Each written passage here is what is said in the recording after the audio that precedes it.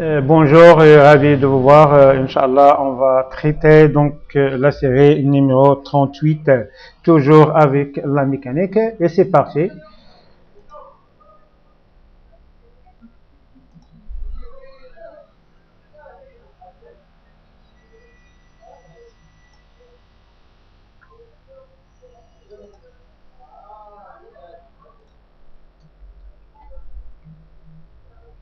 Question 1.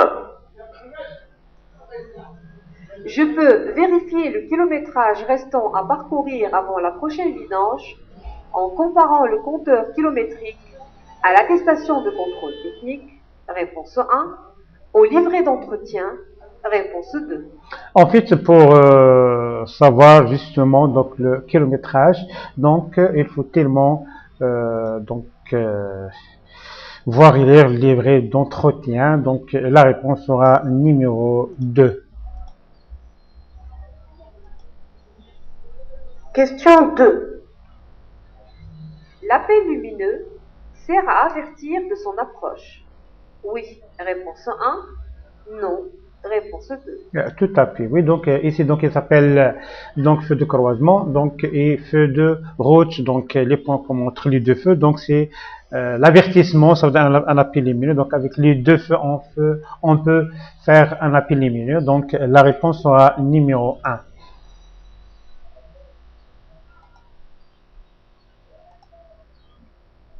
Question 3. Quelle est la couleur du voyant qui indique une baisse du liquide de frein? Verte, réponse 1. Orange, réponse 2. Rouge, réponse 3. Alors une baisse du liquide de frein, ça veut dire que c'est un cas de danger risqué, donc c'est rouge. Alors la réponse sera numéro 3.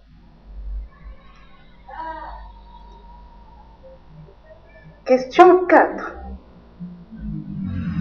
Le niveau du liquide de refroidissement doit être contrôlé. À froid, réponse 1. À chaud, réponse 2. Sur terrain plat, réponse 3. Donc les conditions fiables donc pour contrôler donc et vérifier soit de l'eau ou bien de l'huile ou bien de pression, donc à froid et sur un terrain plat. Alors la réponse sera numéro 1 et 3. Question 5. Cette commande actionne le déchiffrage arrière, réponse 1. La fermeture centralisée des portes, réponse 2. Donc c'est la fermeture donc centralisée des portes. Donc la réponse sera numéro 2. Donc c'est très facile. Question 6. Ce réservoir contient du liquide de frein. Oui, réponse 1. Non, réponse 2. Donc ce réservoir donc contient justement de l'eau, donc c'est l'antigel. Alors la réponse sera numéro 2.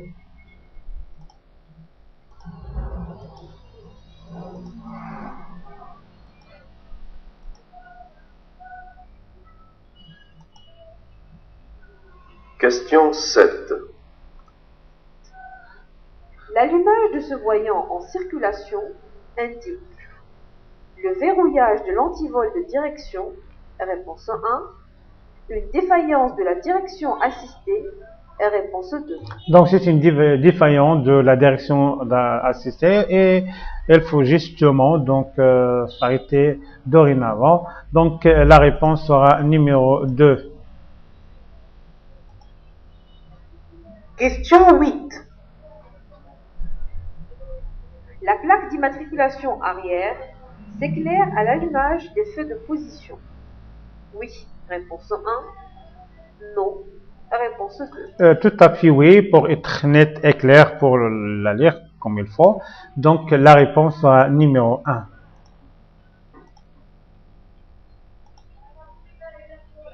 Question 9. En tirant cette manette vers moi, je klaxonne, réponse 1. J'allume les feux de position, réponse 2. Je fais un appel lumineux, réponse 3. Alors tirer cette manette vers moi, c'est en faisant un appel lumineux. Donc la réponse sera numéro 3. Question 10.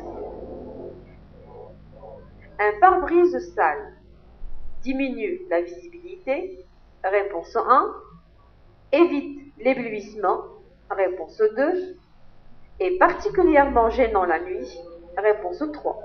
Tout à fait. Donc, il minimise, il diminue la visibilité, donc, est gênant pendant la nuit, donc c'est normal. Donc, la réponse sera numéro 1 et 3. Question 11. En l'absence de problème, ce voyant reste toujours éteint. Réponse 1. S'allume quand on met le contact. Réponse 2. S'allume quand le moteur tourne. Réponse 3. En fait, le fait mettre donc le contact, donc il s'allume de manière normale. Donc, la réponse sera numéro 2. Question 12. Si je circule avec un feu de croisement défectueux, je risque d'être confondu avec un deux roues. Oui. Réponse 1. Non. Réponse 2. Donc, c'est normal. Donc, si oui, donc il faut tellement donc rectifier donc les feux. Question 13. Généralement, en tirant vers soi la manette à droite du volant, on actionne le klaxon. Réponse 1. L'avertisseur lumineux. Réponse 2. Le lave-glace.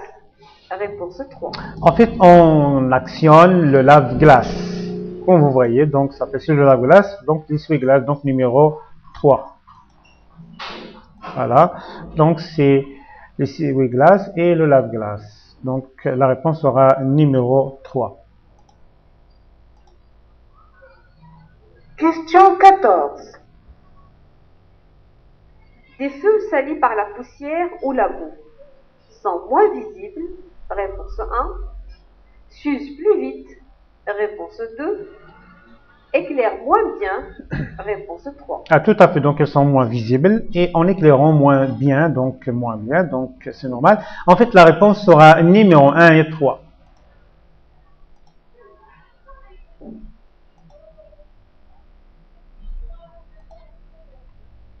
Question 15. J'ai mis le contact. Avant d'actionner le démarreur, j'attends que soit éteint le voyant numéro 1. Réponse 1. Numéro 2. Réponse 2. Numéro 3. Réponse 3. Alors, donc, le voyant numéro 1 s'appelle la batterie, numéro 2 s'appelle 6 cm de préchauffage, et 3 c'est frein à main levé. Donc, je m'attends, donc, le voyant numéro 2, ça veut dire témoin de préchauffage.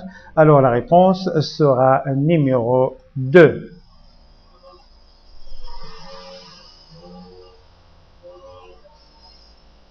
Question 16.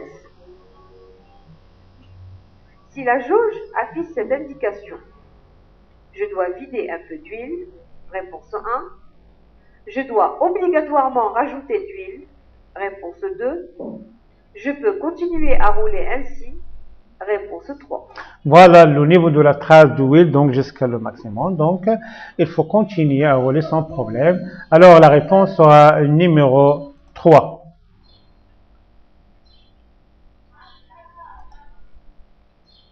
Question 17. Ce bouton permet la remise à zéro du compteur kilométrique général. Réponse 1. Du compteur kilométrique journalier. Et réponse 2. Donc, concernant le nombre de kilométrages journaliers, donc la réponse sera numéro 2. Donc, si tu touches vers le haut, donc c'est compteur kilomètre donc de manière globale.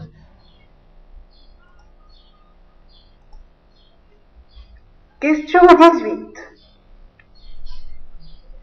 Dans cette situation, l'emploi des feux de brouillard avant en complément de feux de route est autorisé. Oui. Réponse 1. Non. Réponse 2. Alors, donc, je suis hors agglomération pendant la nuit, donc je peux faire, en fait, feu de base, feu de code, feu de route, plus feu complémentaire, et ça, j'ai ici feu de brouillard avant pour être mieux vue. Alors la réponse sera numéro 1.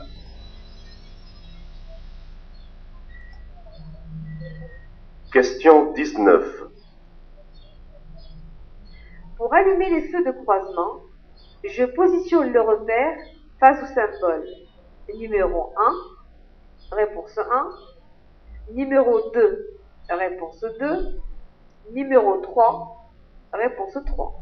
Alors, donc, numéro 1 s'appelle feu de brouillard arrière, donc le signal. 2, donc, c'est feu de route. 3, c'est feu de croisement. Et s'appelle les feux de position. Donc, selon les données, donc, je repère, donc, passe numéro 3, ça veut dire feu de croisement. Numéro 3. Et la réponse sera bien sûr la réponse numéro 3. Tout à fait. Question 20. La pression préconisée pour les pneumatiques de mon véhicule est indiquée sur une étiquette collée sur la portière, réponse 1. Sur le pneumatique, réponse 2. Dans la notice du conducteur, réponse 3. Alors, pour savoir justement les renseignements concernant la pression, donc on les trouve sur une étiquette collée sur la portière et dans la notice des conducteurs, c'est normal. Alors, la réponse sera numéro 1 et 3. Et voilà, notre série touche à sa fin. Donc, j'espère que vous avez bien profité comme il faut. Et on se verra, Inch'Allah, dans notre série, Inch'Allah.